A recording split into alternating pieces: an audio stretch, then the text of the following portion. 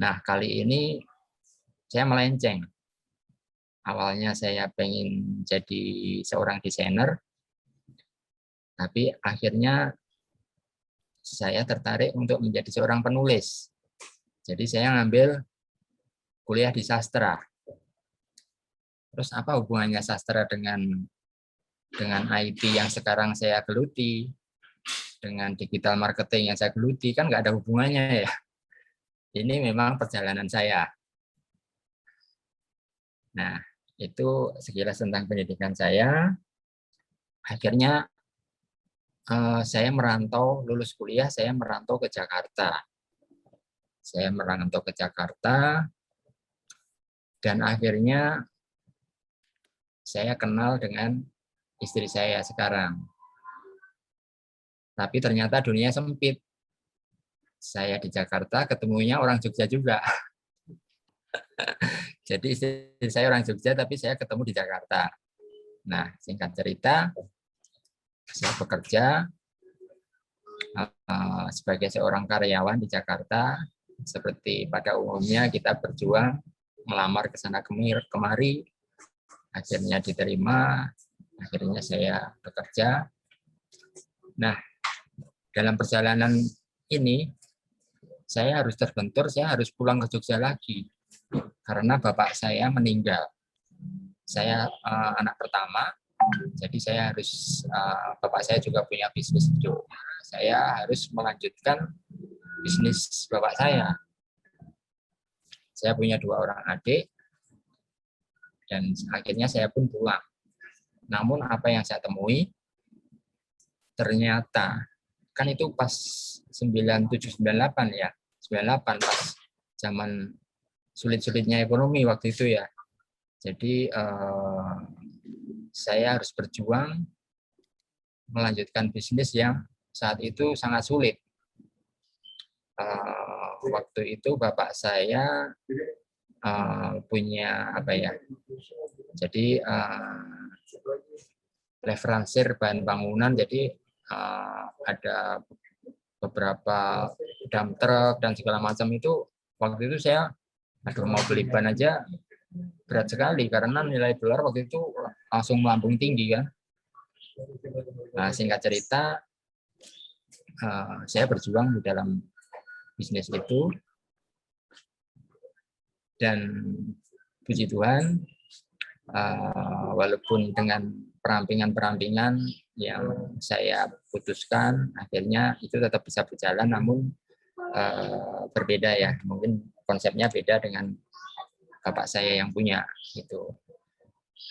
Jadi itu dilanjutkan oleh adik saya karena saya menikah dan kembali ke Jakarta karena istri saya kerjanya di Jakarta. Akhirnya kami di Jakarta seperti biasa, selayaknya rumah tangga baru. Puji Tuhan, saya langsung dikaruniai anak. Jadi langsung ya, kan biasanya ada kita yang sudah pengen punya anak, belum dikasih juga sama Tuhan, tapi luar biasa saya bersyukur ya. Mungkin bisa dibilang pas malam pertama itu langsung jadi. Saya menikah tanggal 2 bulan 2 tahun 2002, jadi angka 2 semua. Di Jakarta pas banjir bandang, banjir 5 tahunan. Jadi teman-teman yang di Jakarta tidak ada yang hadir, batal semua. Akhirnya kami menikah di Jogja, namun itu ibaratnya numpang nikah aja di Jogja, kemudian kita balik lagi ke Jakarta, dan waktu itu tinggalnya belum di Bekasi ya, kami tinggal di Rawamangun, Jakarta Timur. Nah, berangkat dari situ akhirnya kami memutuskan untuk pindah rumah di Kota Harapan Indah yang saat ini tidak jauh dari Dr. Ali. Nah, berangkat dari situ, anak saya yang sudah lahir bulan November pas Hari Pahlawan, 10 November, namanya Lintang. Nah, ini yang nanti sempat akan banyak saya ceritakan karena Lintang ini ikut terapi dengan Dokter Ali Senjaya. Dan itu menjadi awal mula kenapa saya ada di komunitas ini. Itu nanti akan saya lanjutkan, tapi saya ingin bercerita juga bahwa latar belakang saya, ini kembali untuk biar mengenal lebih jauh tentang saya ya Bung Ike ya. Jadi kan harus cerita, mungkin bukan berarti ini untuk menceritakan untuk sebuah kesombongan saya enggak, tapi ini cerita perjalanan saya dan bahkan mungkin ini nggak pantas saya sombongkan karena saya banyak kesulitan nantinya di sini. Ya, Ya, silakan. oke. Jadi sebagai ungkapan syukur saya karena saya sudah banyak merasa diberikan berkat sama Tuhan. Itu saya juga terlibat dalam pelayanan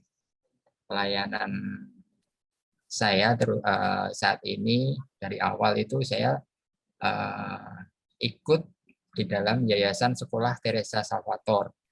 Nah, ini Sekolah Teresa Salvator ini apa? Ini sekolah TK ya, kelompok bermain TK, dan waktu itu masih ada SD, tapi sekarang saat ini SD sudah nggak ada, jadi cuma sampai ke TK saja.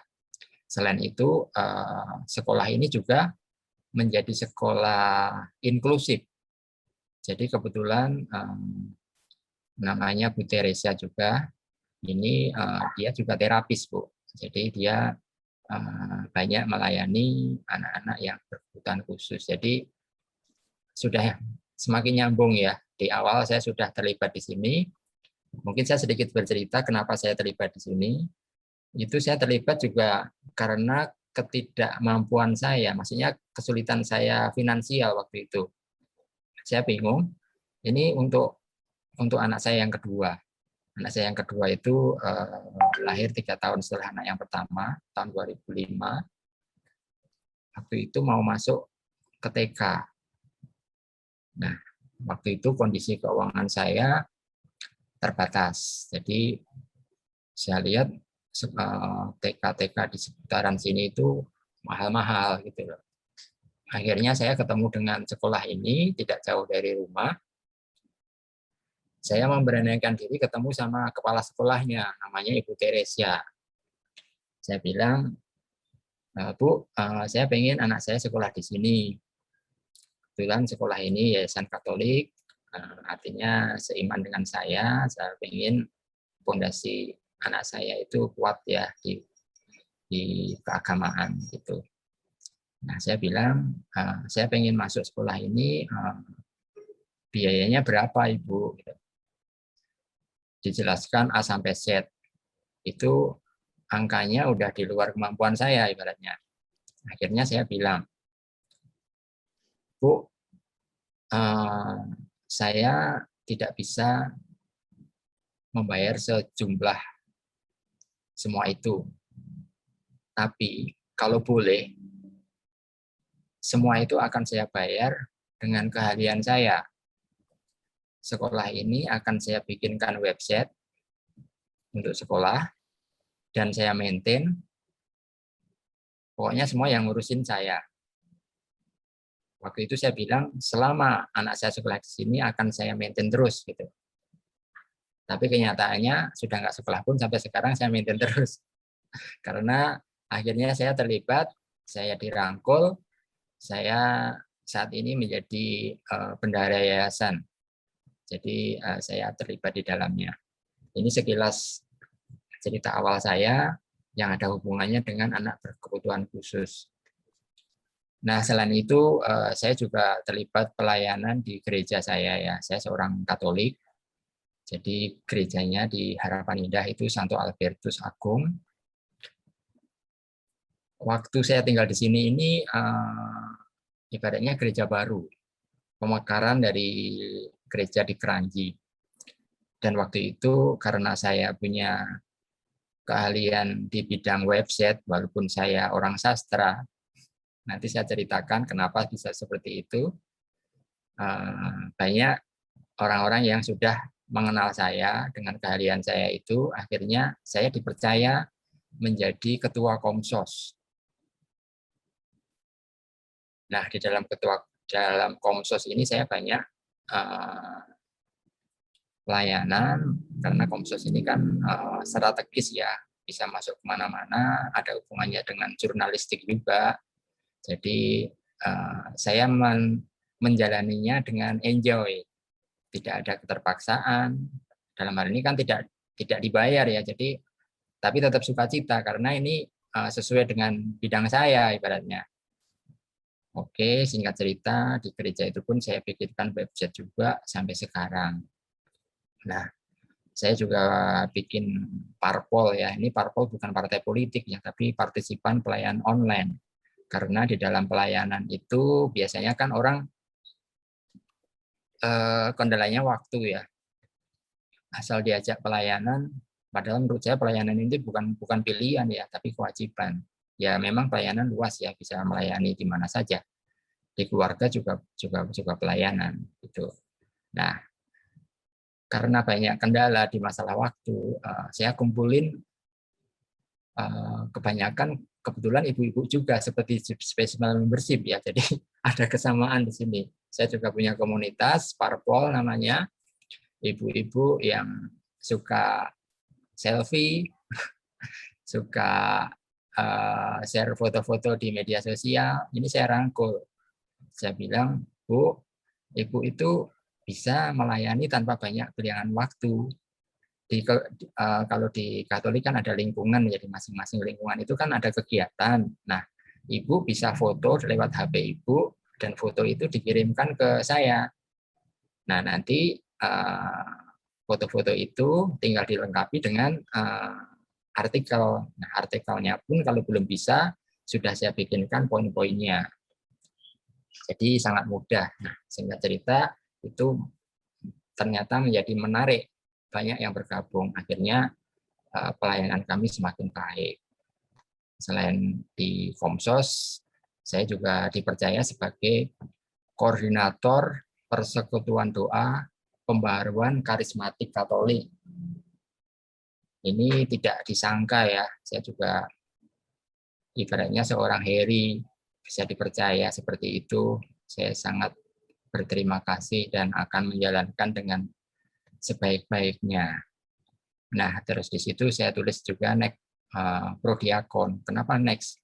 Karena sebelumnya saya sudah mendaftar, sudah didata, namun karena pandemi belum bisa dilantik. Jadi diundur, mungkin sekitar bulan Agustus bulan depan baru ada pelantikan. Jadi saya akan menambah pelayanan lagi sebagai prodiakon.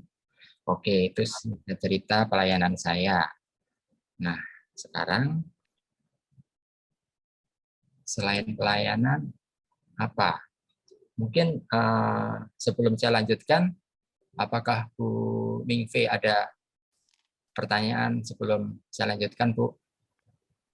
Boleh Pak, dilanjutkan. Nanti saya juga mendengarkan Pak. Saya lagi menikmati ceritanya Pak Heri.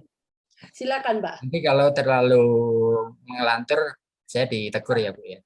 Enggak, ini bagus sekali. Saya lagi menikmati Pak. Ya, Pak. menginspirasi ya Bu ya. Seperti di awal, saya lanjutkan ya. Jadi karena saya kuliah di sastra dan arahnya menjadi seorang penulis, otomatis di sini saya tulis sebagai seorang jurnalis. Apakah pernah saya jadi seorang jurnalis? Nah, ini saya ceritakan sedikit.